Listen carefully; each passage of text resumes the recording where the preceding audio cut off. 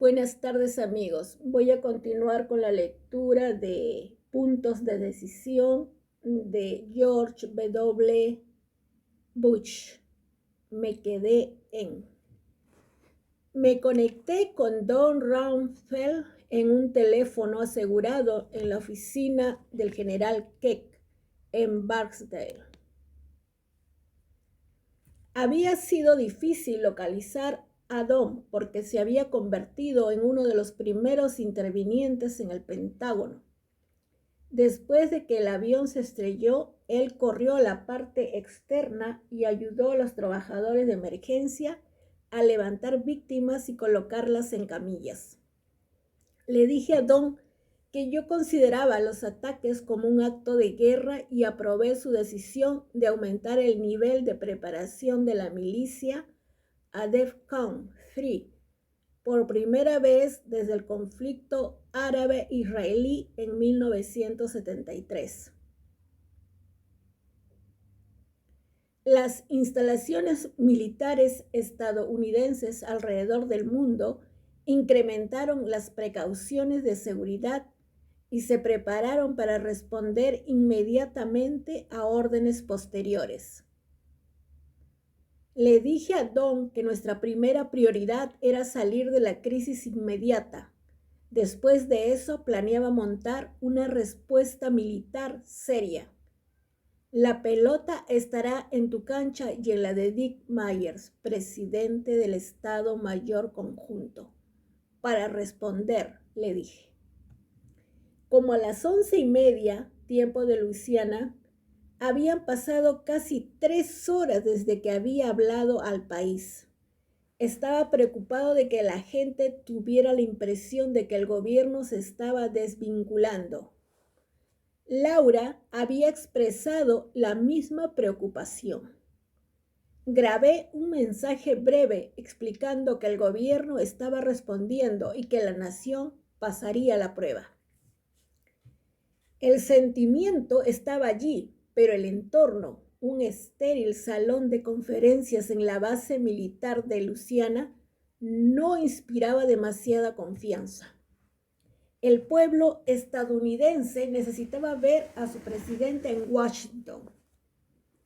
Presioné a Andy en cuanto podríamos regresar a la Casa Blanca. Los agentes del servicio secreto sintieron que era todavía demasiado incierto. Dick y Condi estuvieron de acuerdo. Recomendaron que fuera hacia el comando estratégico de la base de la Fuerza Aérea Offutt, en Nebraska. Contaba con espacio de vivienda y comunicaciones confiables. Me resigné a retrasar mi regreso una vez más. En el momento en que abordamos el avión en Barksdale, la Fuerza Aérea cargó tarimas de comida extra y agua en el avión. Debíamos estar listos para cualquier percance.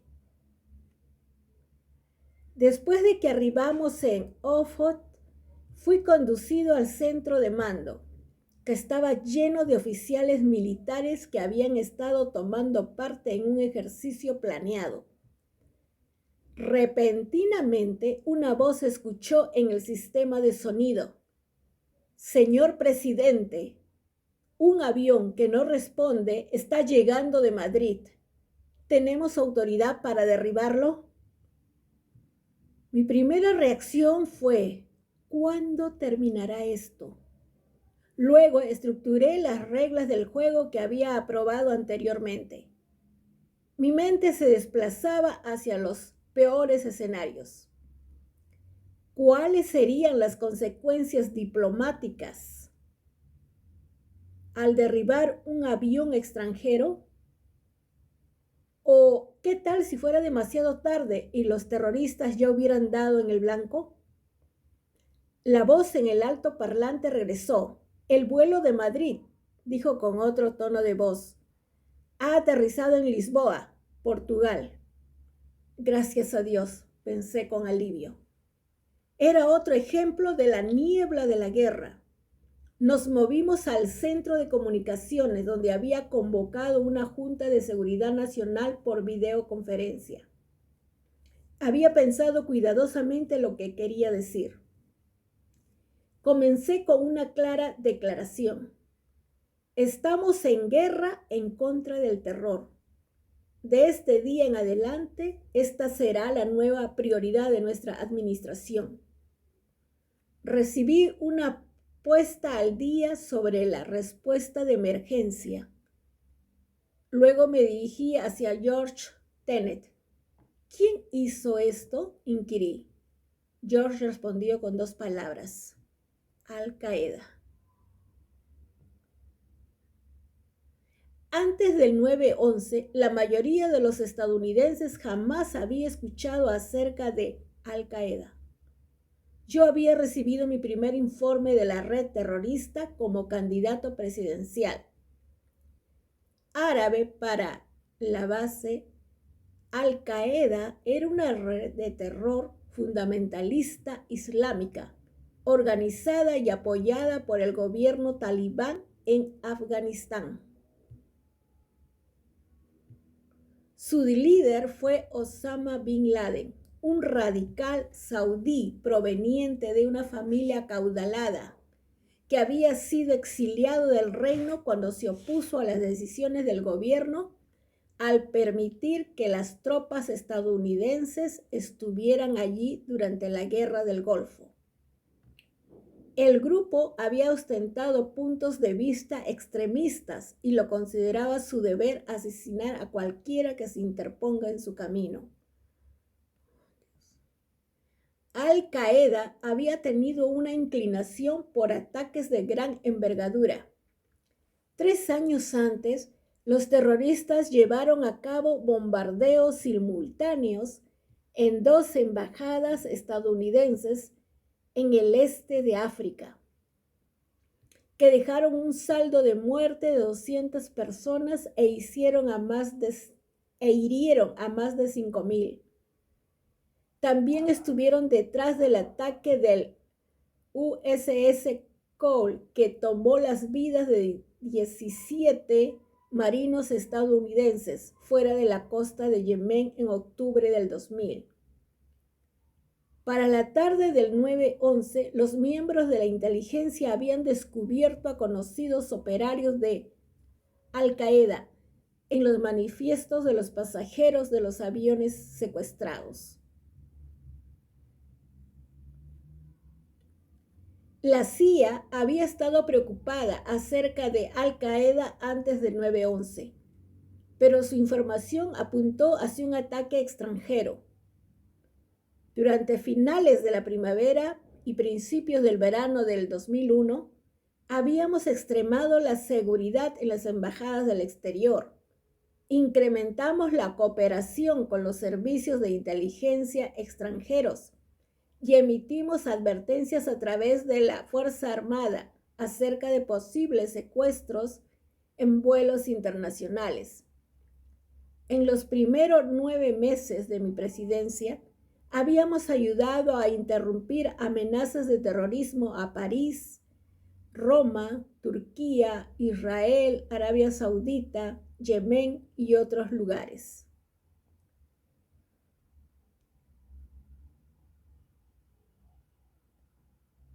Durante el verano, yo le había pedido a la CIA que volviera a examinar las capacidades de Al-Qaeda para atacar dentro del territorio estadounidense.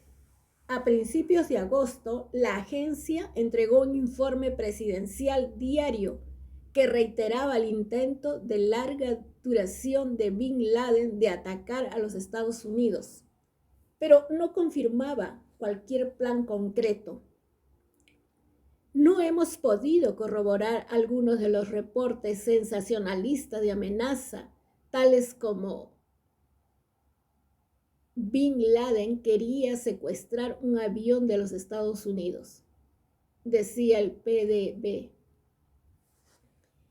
El 9/11 era obvio que los servicios de inteligencia habían pasado por alto algo grande.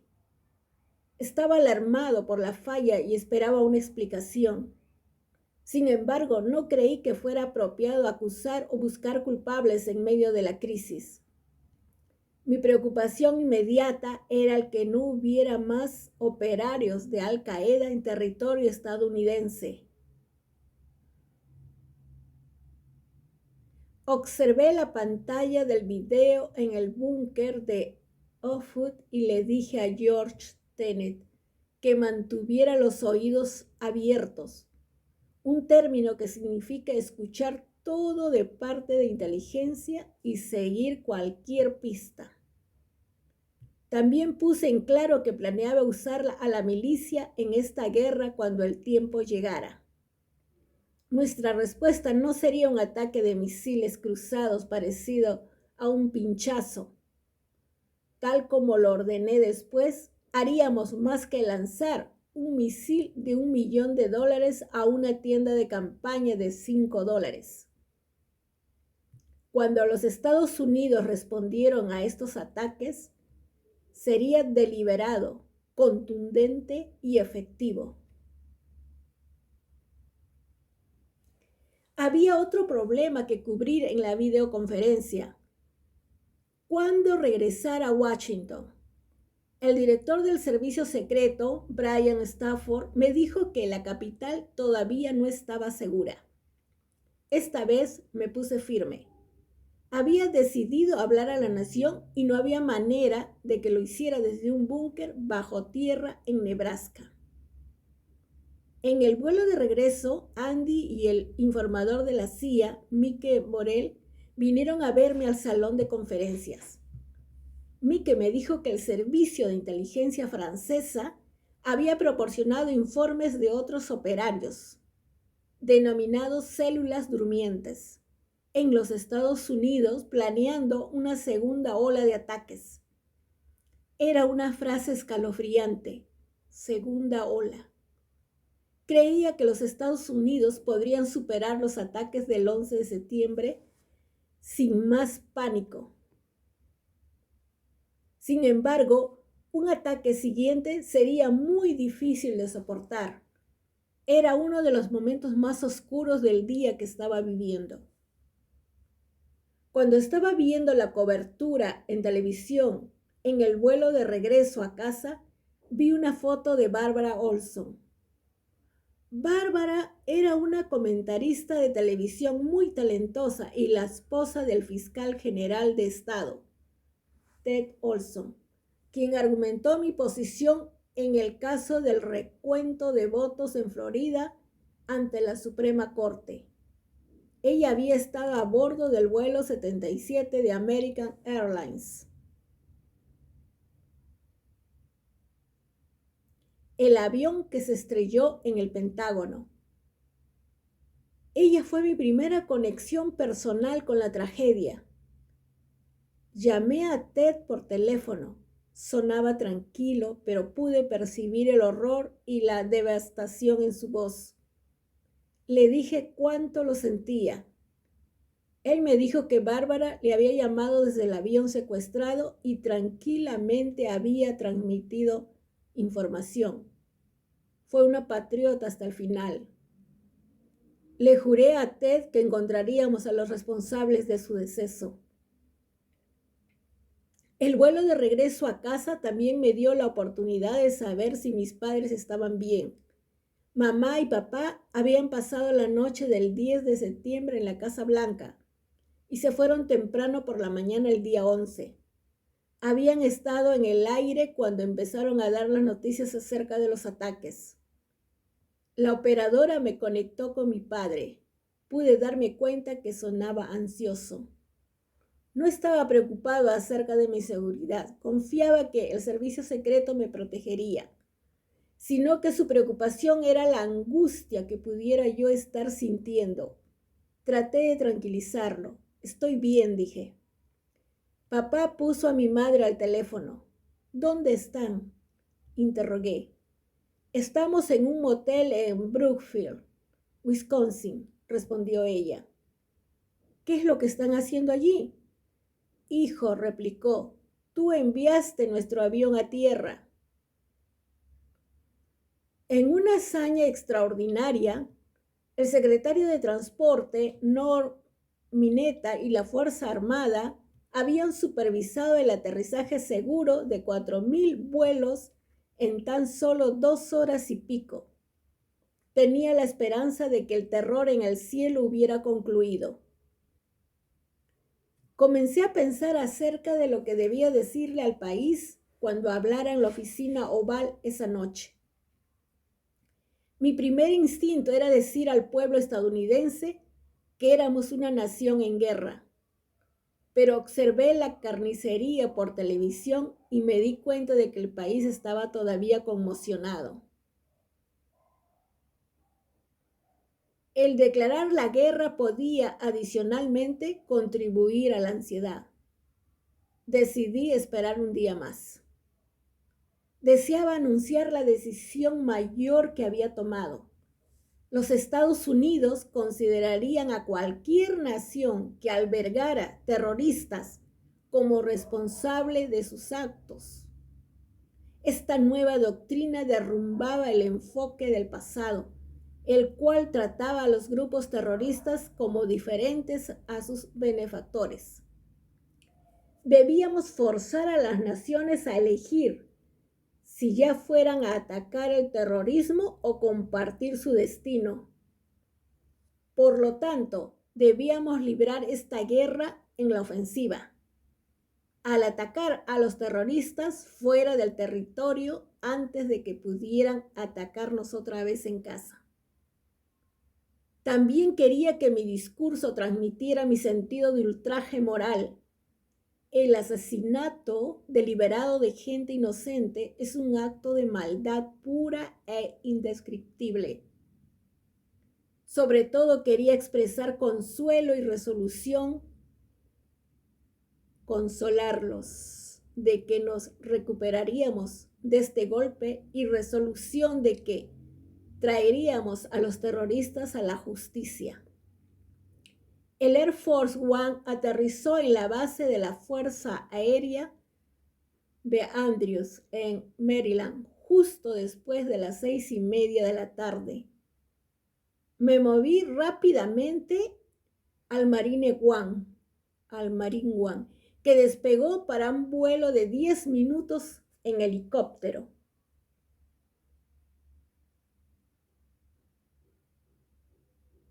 Hacia el jardín sur. El helicóptero se movió de izquierda a derecha en un patrón evasivo. No sentí temor. Sabía que los pilotos marines del HMX-1 me llevarían a casa. La visión que tuve fue de un Washington abandonado y bloqueado. En la distancia vi humo emergiendo del Pentágono. El símbolo de nuestra grandeza militar estaba ardiendo. Me sentí impactado ante la habilidad y lo implacable que el piloto de Al Qaeda debió haber sido para volar a baja altitud y dar directamente en el edificio. Mi mente se desplazó al pasado de la historia. Estaba viendo un Pearl Harbor en la actualidad. Tal como Franklin Roosevelt había reunido a la nación para defender la libertad, sería mi responsabilidad dirigir una nueva generación para proteger a los Estados Unidos. Me dirigí a Andy y dije: estás frente a la primera guerra del siglo XXI.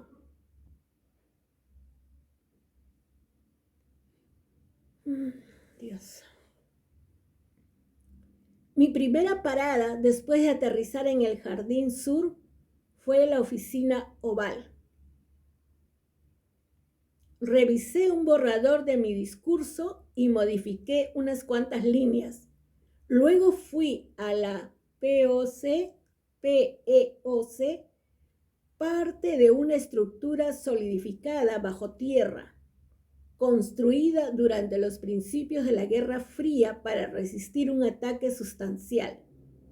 El búnker es manejado por personal militar las 24 horas del día y está suministrado por suficiente alimento, agua y energía eléctrica para sustentar al presidente y su familia por largos periodos de tiempo. En el centro de la instalación hay un salón de conferencias con una gran mesa de madera, una sala subterránea de emergencias. Laura estaba esperándome allí. No tuvimos mucho tiempo para hablar, pero no lo necesitábamos. Su abrazo fue más poderoso que ninguna palabra.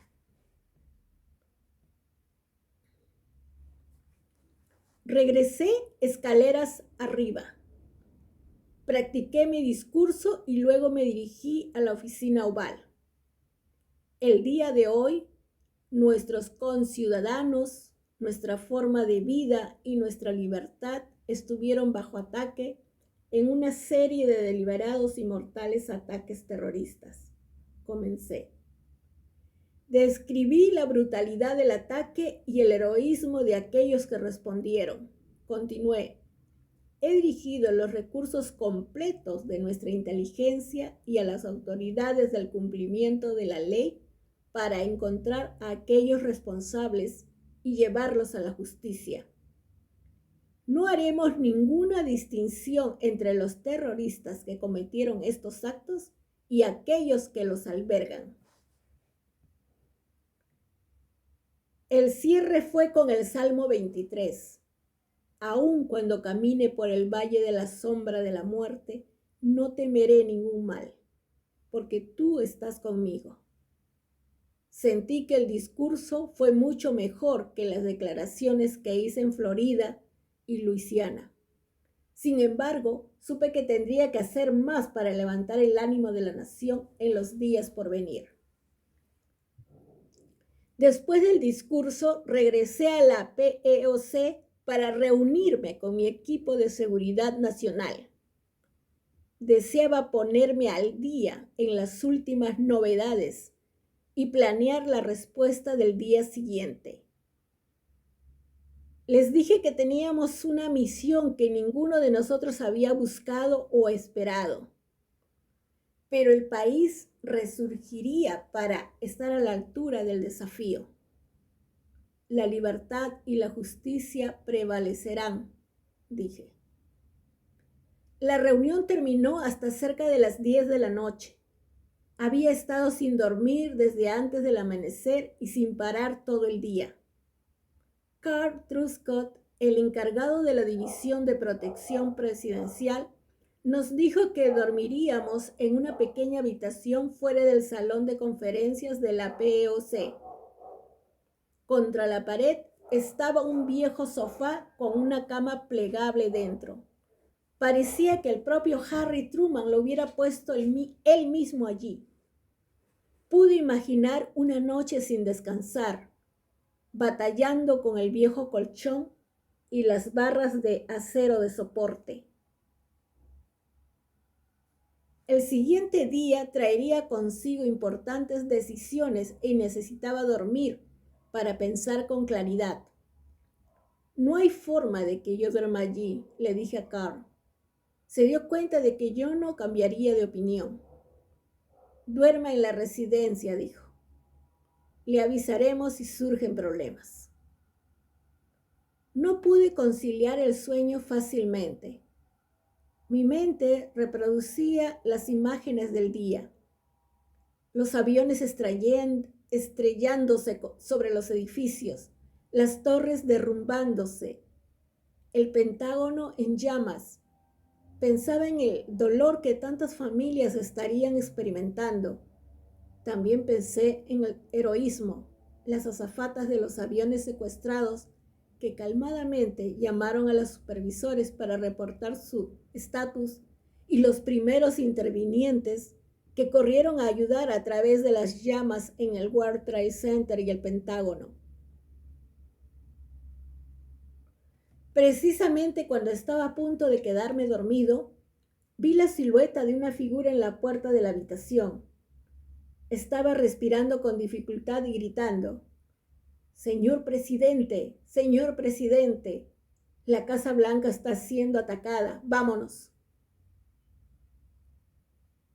Le dije a Laura que necesitábamos movernos rápidamente.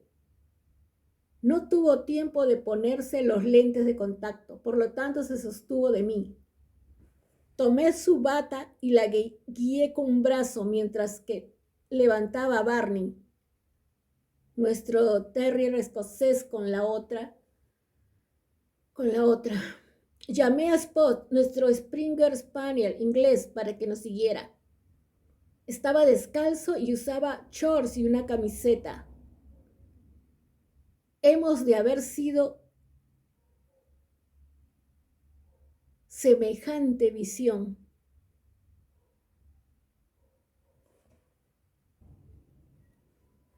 El servicio secreto nos empujó fuera de la residencia y hacia el albergue bajo tierra. Escuché el golpe de una puerta pesada y el sonido de un cerrojo presurizado en cuanto entramos al túnel. Los agentes nos apresuraron a través de otra puerta. Golpes, silbidos. Nos apresuramos a lo largo del corredor final. Pasamos al personal que estaba afuera y entramos en la POC.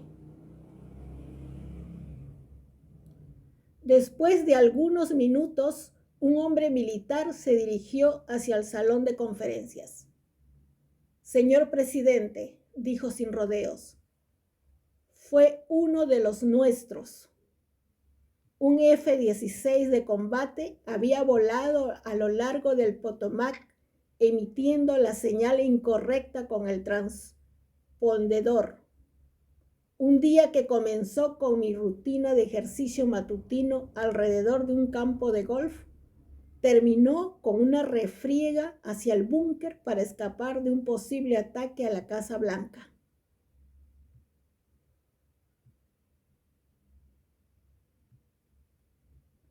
¡Qué locura! Ya, disculpe.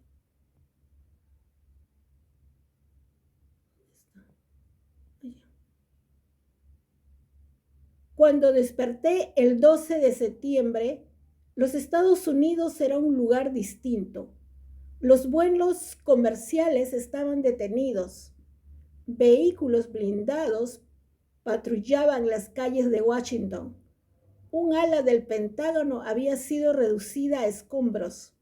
La Bolsa de Valores de Nueva York estaba cerrada. Las Torres Gemelas de Nueva York habían desaparecido.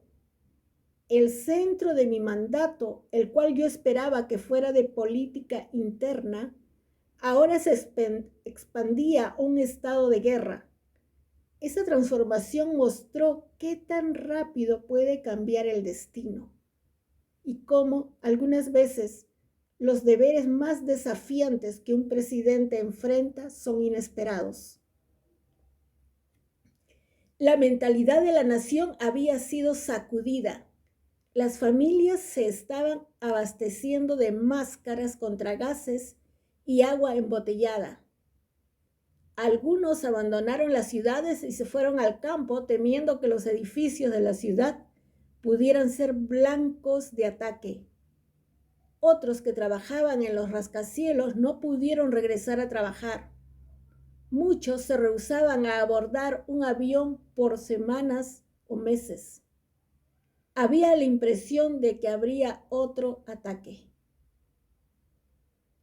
No hay un libro de texto que enseñe cómo tranquilizar a una nación sacudida por un enemigo sin rostro. Confié en mis instintos y formación. Mi optimismo del oeste de Texas me ayudó a proyectar confianza. Hablaba de forma un poco abrupta, tal como cuando dije que quería a Bin Laden, vivo o muerto. La gente a mi alrededor me ayudó mucho durante esos días aciagos. El equipo en la Casa Blanca era firme y una fuente de inspiración. Laura era una piedra de estabilidad y amor. Mi hermano Marvin y mi hermana Doro, ambos viviendo en el área de Washington, me visitaban frecuentemente para reunirnos a comer. Mis padres me ofrecieron apoyo constante. Mi familia me dio el confort y me ayudaron a esclarecer mi mente. También mi fe y la perspectiva de la historia fueron recursos de fortaleza y, como acostumbraba, encontré consuelo al leer la Biblia, que Abraham Lincoln llamaba el mejor regalo que Dios ha dado al hombre. Admiraba la claridad moral y resolución de Lincoln, el choque entre la libertad y la tiranía, decía él. Era un caso que solo puede ser procesado por la guerra y decidido por la victoria. La guerra contra el terrorismo sería lo mismo. Impuse 3 metas para los días que siguieron de inmediato los ataques. Primero, impedir que los terroristas atacaran de nuevo. Segundo, dejar en claro al país y al mundo que nos habíamos embarcado en un nuevo tipo de guerra. Tercero, ayudar las áreas afectadas a recuperarse y asegurarnos que los terroristas no tuvieran éxito en devastar nuestra economía o dividir a nuestra sociedad. Me dirigí a la oficina oval el 12 de septiembre en mi horario acostumbrado, alrededor de las 7 de la mañana. La primera orden de día era devolver llamadas de los muchos líderes mundiales que habían ofrecido solidaridad. Mi primera llamada fue para el primer ministro de Gran Bretaña, Tony Blair.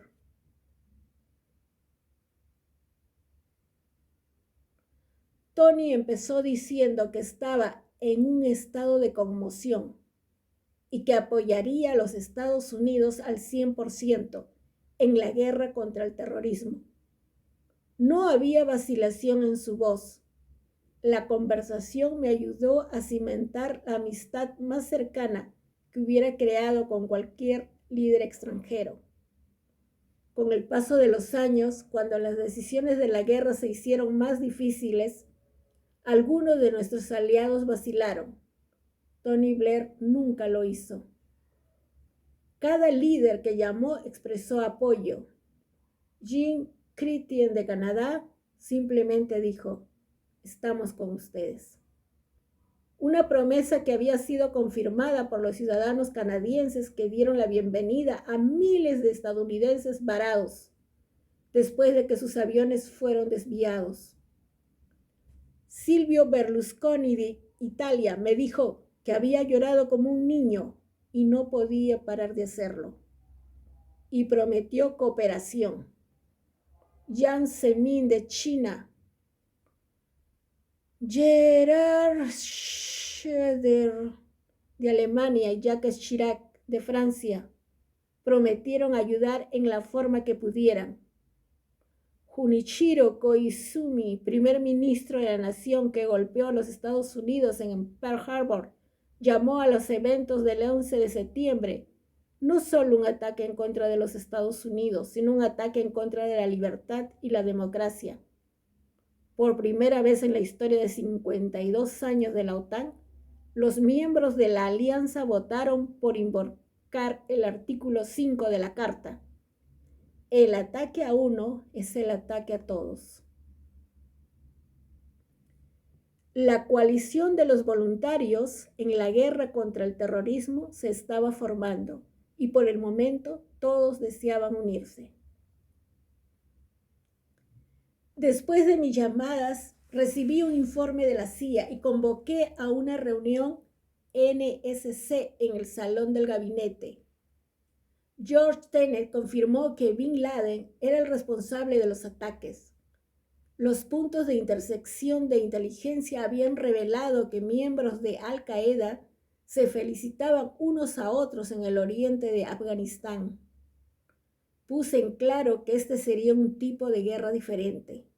Enfrentábamos a un enemigo que no tenía una capital que consideraran su casa y no tenía ejércitos para perseguir en el campo de batalla. El vencerlos requería de todos los recursos del poder de nuestra nación, desde reunir inteligencia y congelar las cuentas bancarias de los terroristas hasta desplegar tropas.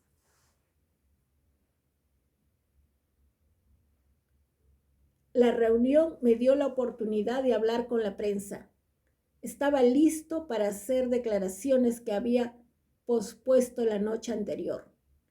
Los ataques deliberados y mortales que se llevaron a cabo ayer en contra de nuestra nación fueron más que actos terroristas, expresé. Fueron actos de guerra. Media hora más tarde me reuní con los líderes del Congreso de ambos partidos. Expuse dos preocupaciones. La primera era el exceso de confianza. Parecía difícil imaginar en ese momento en que el dolor del 9/11 estaba tan reciente, pero sabía que en su momento la gente seguiría adelante.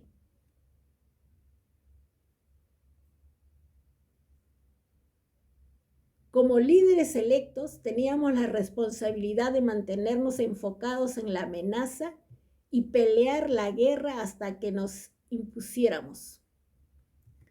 Mi segunda preocupación era acerca de la reacción en contra de estadounidenses, árabes y musulmanes.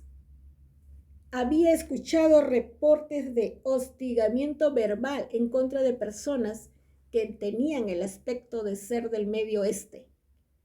Estaba consciente de los aspectos feos de la historia estadounidense durante la guerra. En la Primera Guerra Mundial, los estadounidenses de origen alemán eran rechazados y en algunos casos extremos encarcelados. Durante la Segunda Guerra Mundial, el presidente Roosevelt apoyó el colocar números enormes en ciudadanos estadounidenses de origen japonés en los campos de reclusión. Uno de ellos fue Norm Mineta, quien había sido recluido cuando tenía 10 años de edad. El verlo en el salón del gabinete esa mañana fue un recordatorio poderoso de la responsabilidad del gobierno de proteger en contra de la histeria y hablar claro en contra de la discriminación. Hice planes para transmitir ese mensaje al visitar una mezquita. Los miembros del Congreso estaban unidos en su determinación de proteger al país. El senador Tom Daschle, líder de la mayoría demócrata, emitió una nota precautoria. Dijo que debía ser cauteloso con la palabra guerra porque conllevaba implicaciones tan poderosas. Escuché su punto de vista, pero no estuve de acuerdo. Si 4 ataques coordinados por una red terrorista que se había comprometido a matar a tantos estadounidenses como fuera posible no era un acto de guerra, entonces, ¿qué era? ¿Una violación del protocolo diplomático? Una de las últimas personas que habló fue Robert Byrd, el senador demócrata de 83 años de Virginia del Oeste. Había trabajado a través de la crisis de misiles cubanos, la guerra de Vietnam, el final de la Guerra Fría e infinidad de otros retos. Sus palabras elocuentes inspiraron a la audiencia en el salón. A pesar de Hollywood y la televisión, expresó, hay un ejército de gente que cree en la divina guía del Creador. Fuerzas poderosas vendrán en su ayuda. La tarde del día 12 de septiembre hice un viaje corto a través del Potomac al Pentágono. El edificio estaba ardiendo y aún quedaban cuerpos en el interior. Don Rumsfeld y yo recorrimos el sitio del choque y le dimos las gracias a los equipos de trabajo por su devoción. En un momento, un equipo de trabajadores sobre el edificio desplegó una gigante bandera estadounidense. Era una señal de desafío y resolución, exactamente lo que la nación necesitaba ver.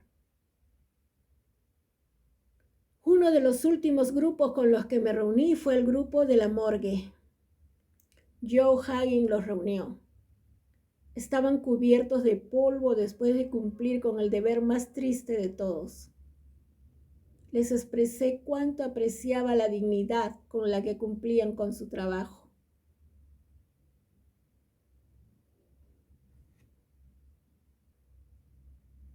La experiencia en el Pentágono me convenció de que debía ir a Nueva York lo antes posible. Joe me dijo que había serios problemas con esa idea. El servicio secreto no tenía la seguridad de si el área era segura. Los equipos de avance no tuvieron tiempo de preparar un evento presidencial.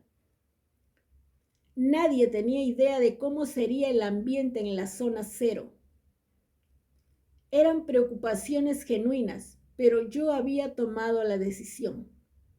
Quería que los neoyorquinos supieran que no estaban solos. Tomé el ataque de forma tan personal como lo hicieron ellos. No había un sustituto para expresarlo de frente. Decidí dar la noticia el jueves por la mañana. Ari Fleischer había sugerido que invitáramos a la prensa a la oficina oval para que fueran testigos de mi llamada por teléfono al gobernador de Nueva York, George Pataki, y al alcalde Rudy Giuliani.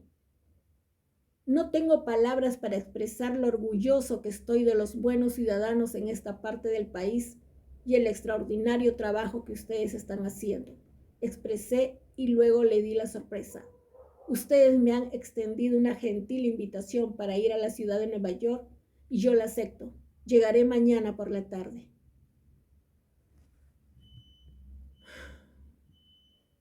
Estuve de acuerdo en responder algunas preguntas de la prensa después de la llamada. Me preguntaron acerca de la seguridad del sistema de aviación, dónde estaba Bin Laden y qué era lo que estaba yo pidiéndole al Congreso. La última pregunta vino de un reportero del Christian Science Monitor. ¿Podría usted darnos una idea de qué tipo de plegarias le vienen a la mente y dónde está su corazón? Había logrado suprimir mis emociones en público por los 2 últimos días, pero esta pregunta desnudó mi interior. Había estado pensando en la voz afligida de Ted Olson. Visualicé al exhausto equipo de la morgue. Pensé acerca de los niños inocentes que habían muerto y los que habían perdido a sus madres o padres. El dolor acumulado que había estallado. Mis ojos se llenaron de lágrimas y tenía un nudo en la garganta. Hice una breve pausa, mientras las cámaras hacían clics por todos lados.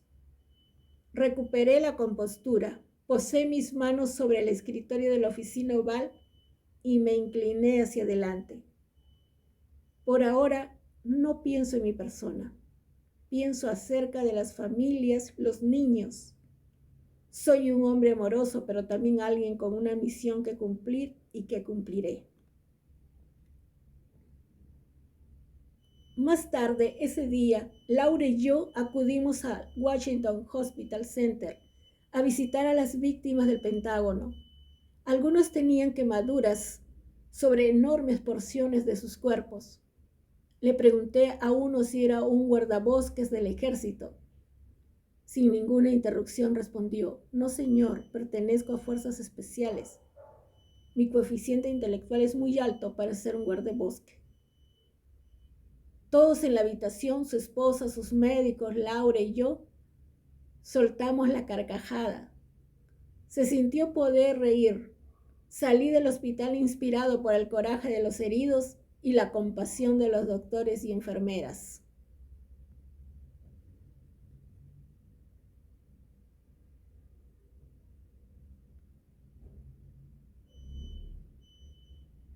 Ann Vicar se encontraba esperándome en la entrada de autos del Jardín Sur cuando regresé del hospital.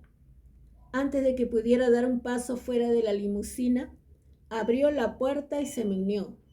Me dijo que había habido una amenaza de bomba a la Casa Blanca. El servicio secreto había reubicado al vicepresidente y querían evacuarme también. Le pedí a los agentes que revisaran otra vez el trabajo de inteligencia y enviaran a casa a todos los miembros del personal de la Casa Blanca que fuera posible. Pero yo permanecería allí. No iba a darle el placer al enemigo de verme desplazándome deprisa en diferentes ubicaciones de nuevo. El servicio secreto extendió el perímetro de seguridad de la Casa Blanca. Sobrevivimos al día. Cuando fuimos a dormir pensé, otro día sin ataques, gracias a Dios.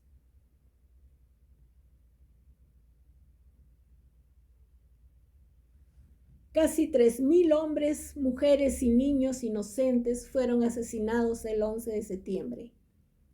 Sentí que era importante para el país que lamentáramos a nuestros muertos juntos. Por lo tanto, aparté el viernes como el Día Nacional de la Plegaria y la Memoria. Supe que el 14 de septiembre sería un día agotador y emotivo, pero no esperaba que fuera el día más inspirador de mi vida. Un poco antes de las 7 de la mañana, Andy Card se unió conmigo en la oficina oval para mi reporte de seguridad nacional. La CIA creía que había más operarios de Al Qaeda en los Estados Unidos y que querían atacarnos con armas biológicas, químicas y nucleares. Era difícil imaginar algo más devastador que 9/11, pero un ataque terrorista con armas de destrucción masiva calificaría. Pedí a Bob Mueller, director del FBI, y John Ashcroft, fiscal general, que me pusieran al día en el progreso de las investigaciones del FBI acerca de los secuestradores. Bob me dijo que habían sido identificados la mayoría de los terroristas y se había determinado cuándo habían ingresado al país, dónde se habían quedado y cómo habían ejecutado el plan. Era una pieza impresionante de investigación, pero no era suficiente.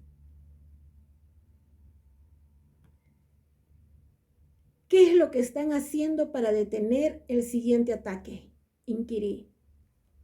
Se movieron nerviosos en sus asientos. Le dije a Bob que quería que el buró adoptara una mentalidad de tiempo de guerra. Necesitábamos interrumpir ataques antes de que ocurrieran, no solamente investigarlos después de que se hubieran llevado a cabo. Al final de la reunión, Bob afirmó: esa es nuestra nueva misión, el prevenir ataques. A través de los años por venir, él cumplió su promesa y se ha hecho cargo de la más esencial transformación del FBI que se ha dado en toda su historia de un siglo. Después de una llamada por teléfono con el primer ministro de Israel, Ariel Sharon, un líder que entendió lo que significa atacar el terrorismo, empecé mi primera reunión de gabinete desde los ataques terroristas.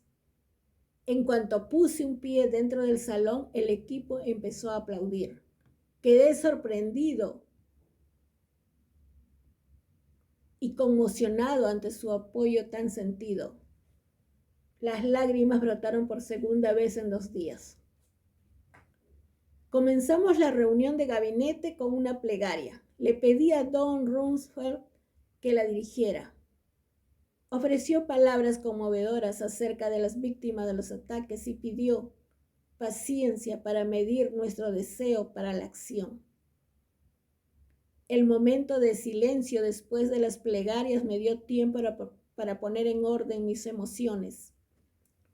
Pensé acerca del discurso que pronto daría en la National Cathedral. Aparentemente, Colin Powell lo hizo también. El secretario de Estado me envió una nota. Estimado señor presidente, escribió, cuando tengo que dar un discurso como este, evito esas palabras que sé que me causarán un nudo en la garganta, tales como mamá y papá. Fue un gesto considerado. Colin había visto el combate. Él entendía las poderosas emociones que estábamos sintiendo y deseaba consolarme. En cuanto empecé la reunión, levanté la nota y bromeé. Permítanme decirles lo que el secretario de Estado acaba de decirme. Estimado señor presidente, no rompe a llorar.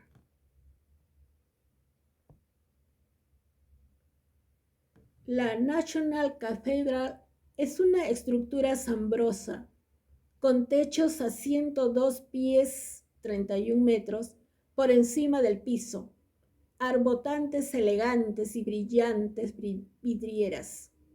El 14 de septiembre, las bancas estaban a toda su capacidad. Los anteriores presidentes Ford, Carter, Bush y Clinton estaban presentes con sus esposas. Así también casi cada miembro del Congreso, el gabinete en su totalidad, los jefes de Estado Mayor Conjunto, los miembros de la Suprema Corte, los cuerpos diplomáticos y las familias de las víctimas. Una persona que no se encontraba allí era Dick Cheney. Estaba en el Camp David para asegurar la continuidad del gobierno. Un recordatorio de la amenaza latente. Le había pedido a Laura y Karen Hages que diseñaran el programa e hicieran un trabajo excelente. Hicieron un trabajo excelente. Los expositores incluían a líderes religiosos de muchas religiones. Imam Musamil Siddiqui de la Sociedad Islámica del Norte, de Norteamérica, Rabino Joshua Habermas, Billy Graham, el cardenal Teodoro McCarrick y Kirby John Caldwell. Casi al final del servicio llegó mi turno. En el momento que ascendí los escalones hacia el atril, murmuré una plegaria. Señor, permíteme que tu luz brille a través de mí.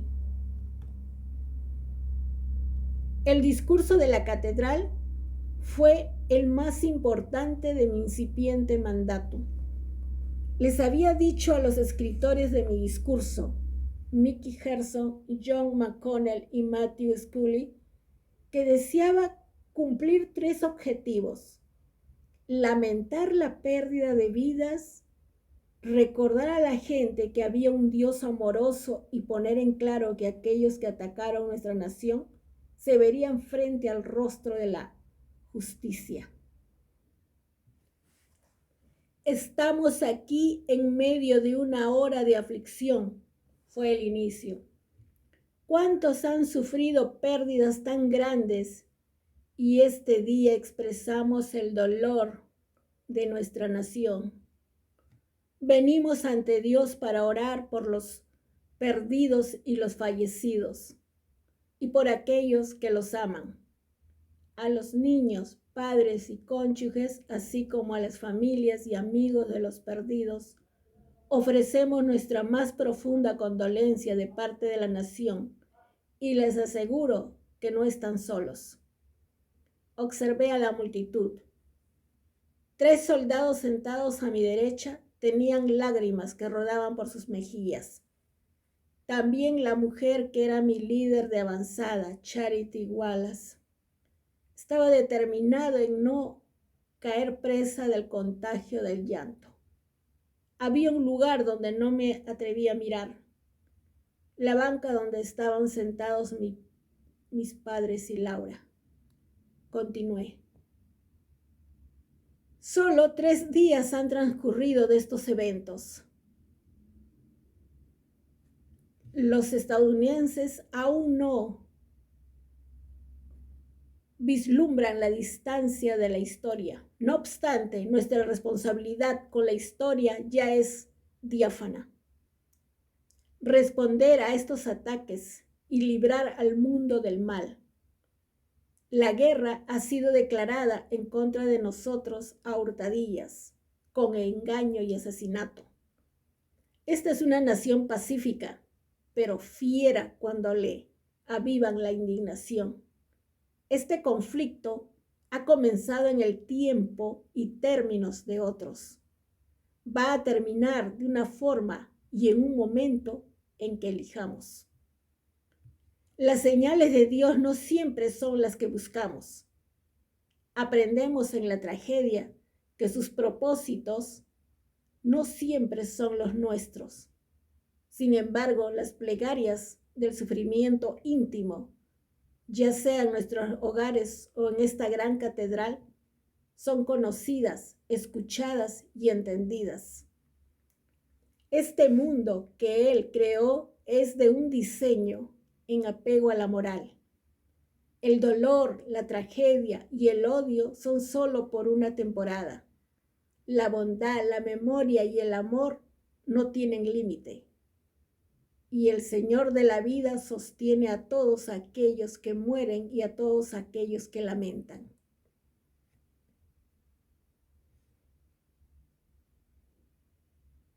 En el momento en que tomé asiento junto a Laura, papá se atravesó y apretó mi brazo. Algunos han dicho que el momento marcó un simbólico paso de la antorcha de una generación a otra. Yo lo vi como el toque tranquilizador de un padre que conocía los retos de la guerra. Obtuve fuerza de su ejemplo y su amor. Necesitaba esa fuerza para la siguiente etapa de la jornada. La visita al punto de ataque, el Bajo Manhattan. El vuelo hacia el norte fue tranquilo. Le había pedido a Kirby Caldwell que me acompañara en el viaje. Había visto las escenas de Nueva York en televisión y sabía que la devastación era aterradora. Fue confortante el tener un amigo y hombre de fe a mi lado. El gobernador Pataki y el alcalde Giuliani me saludaron en la base aérea McGuire en Nueva Jersey. Se veían gastados. El gobernador había estado trabajando sin descanso desde la mañana del martes, asignando recursos del gobierno y uniendo a las tropas bajo su mando, y rara vez un hombre fue capaz de conocer su momento en la historia de forma tan natural como Rudy Giuliani lo hizo el 11 de septiembre.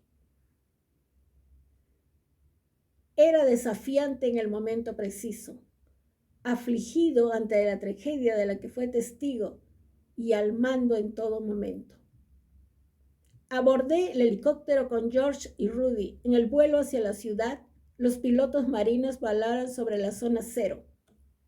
Mi mente voló hacia el vuelo en helicóptero durante la noche del 11 de septiembre. El Pentágono había sido herido, pero no destruido. Ese no fue el caso de las Torres Gemelas. Habían desaparecido. No quedaba nada más que una pila de escombros. La devastación era espantosa y total. La vista desde el aire era nada comparado con lo que vi estando en tierra. George, Rudy y yo nos amontonamos en una Suburban. Apenas habíamos empezado a conducir hacia la zona de desastre cuando algo en el lado del camino atrapó mi atención. Parecía haber una torpe masa gris. Di un segundo vistazo. Era un grupo de personas de primeros auxilios cubiertos de cenizas de pies a cabeza. Pedí al conductor que se detuviera. Caminé hacia ellos y empecé a estrechar manos y agradecer a los hombres por todo lo que habían hecho. Habían estado trabajando sin parar. De los rostros de algunos de ellos corrían lágrimas que rompían la ruta del hollín como riachuelos en un desierto. La emoción del encuentro fue el presagio de lo que estaba por venir. En el momento en que nos aproximamos a la zona cero, me sentí como entrando a una pesadilla. Había poca luz.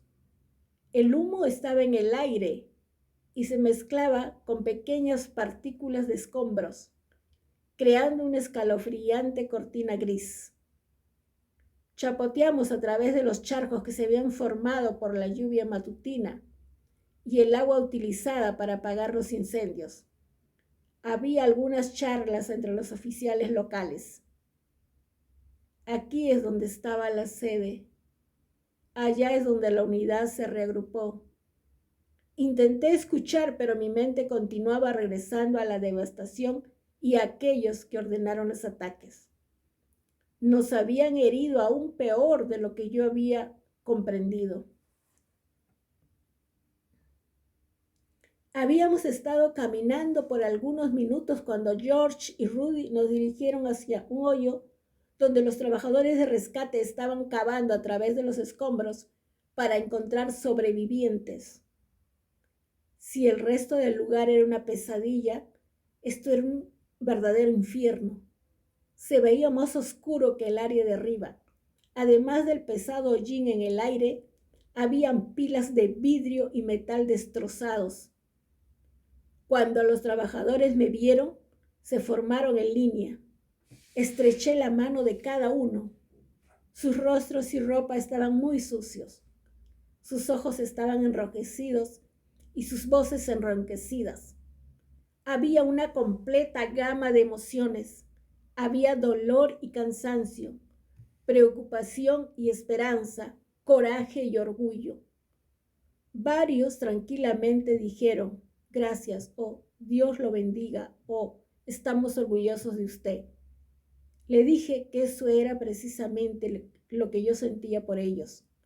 Me sentí orgulloso de esos valientes trabajadores. Después de algunos minutos, los ánimos dieron un giro. Un bombero cubierto de hollín me dijo que su estación había perdido un buen número de hombres. Traté de confortarlo, pero eso no era lo que él quería. Me miró directamente a los ojos y dijo, George, encuentra a los bastardos que hicieron esto y mátalos. No es muy frecuente que la gente llame al presidente por su primer nombre, pero no me molestó. Esto era personal. Cuanto más tiempo pasaba con los trabajadores, más se elevaron las emociones puras a la superficie. Para la mayoría de estos hombres y mujeres, yo no era más que un rostro que ellos habían visto en la televisión.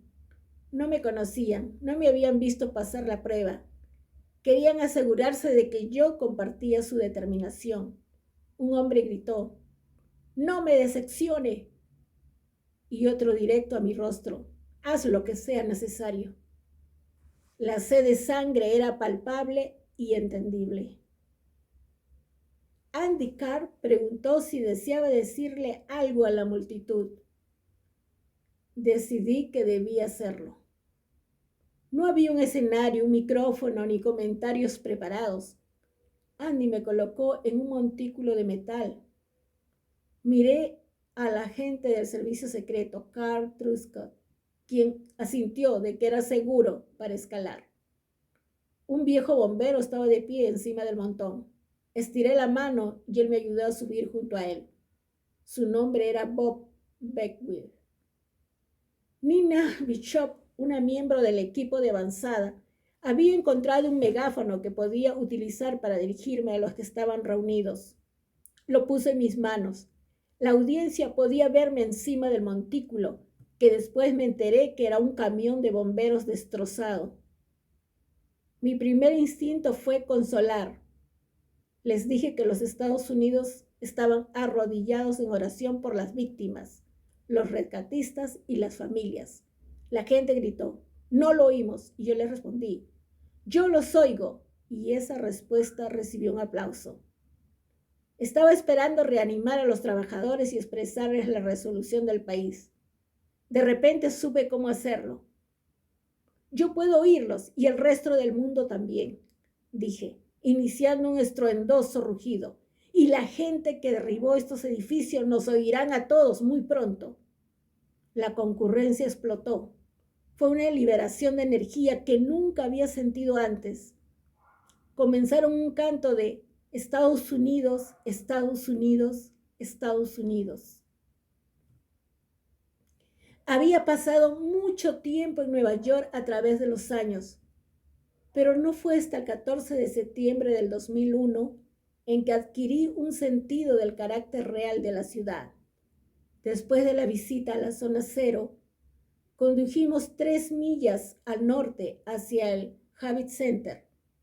Me sorprendí ante la cantidad de gente sobre la carretera West Side, ondeando sus banderas y dando vivas. «Odio hacérselo saber, señor presidente», bromeó Rudy, «pero ninguna de estas personas votó por usted». En el Javits Center me dirigí hacia una área de preparación para los primeros intervinientes de todo el país. Saludé a los bomberos y rescatistas de estados tan lejanos como Ohio y California. Sin que se les pidiera, habían venido a la ciudad para ayudar como refuerzos. Les agradecí a nombre de la nación y les pedí que continuaran con su buena labor. El garaje para estacionamiento del edificio había sido convertido en un lugar de reuniones para cerca de 200 familiares de personas de primeros auxilios desaparecidas. La gente en el salón era de todas las edades, desde abuela de edad avanzada a bebés recién nacidos. Muchos estaban viviendo la misma pesadilla. Sus seres queridos habían sido vistos la última vez o se había oído de ellas cerca del World Trade Center. Querían saber si habían sobrevivido.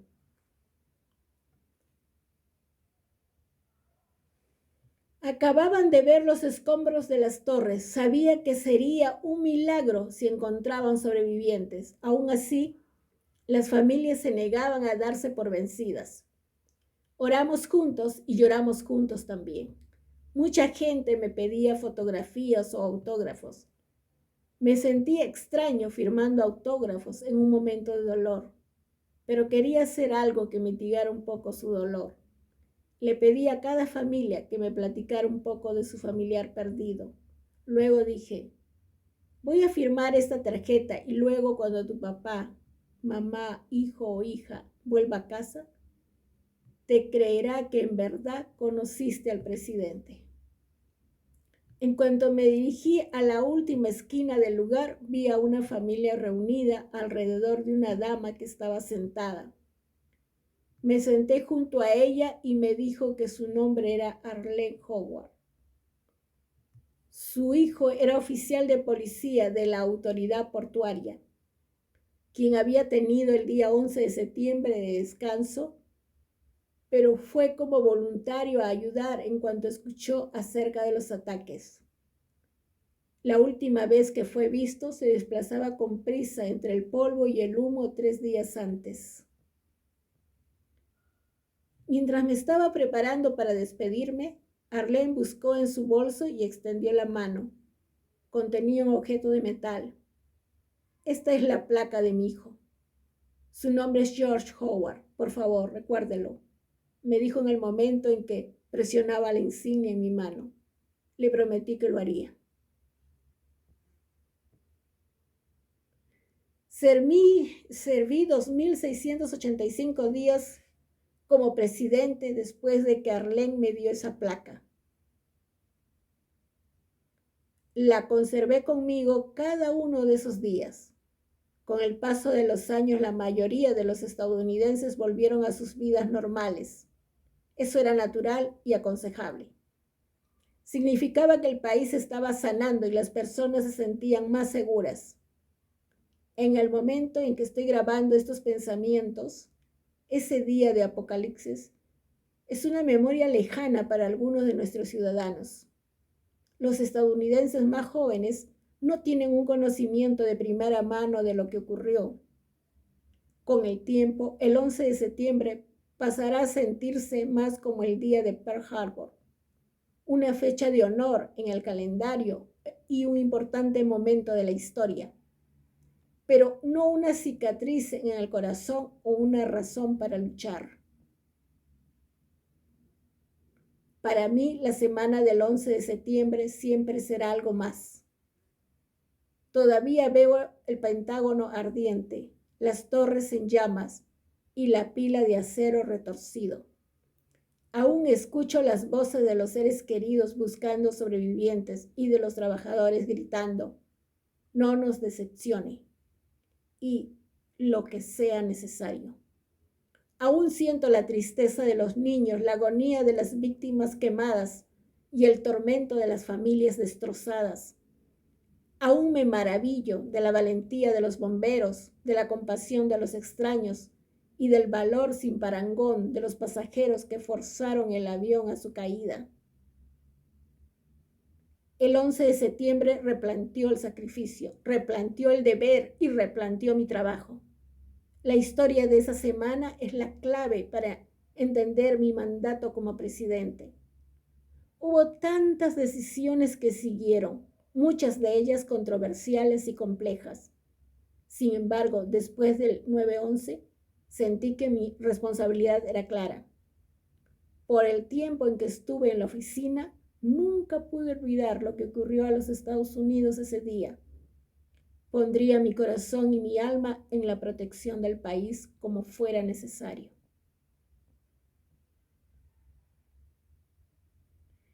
Fin del capítulo 5. Nos quedamos en el capítulo 6. En pie de guerra. Gracias amigos. Chao.